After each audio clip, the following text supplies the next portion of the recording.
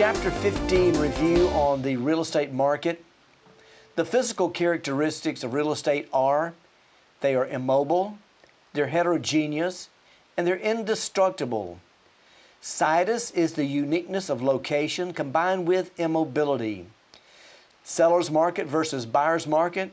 Whoever is in the minority is in charge of price.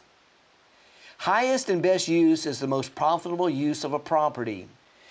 Demand. These are the people that want housing. As prices go up, demand goes down.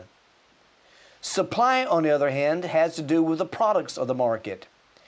As material prices go up, the price of housing also goes up. But just remember that as the price of housing goes up, that demand side also goes down. And that's all I have for the review for Chapter 15.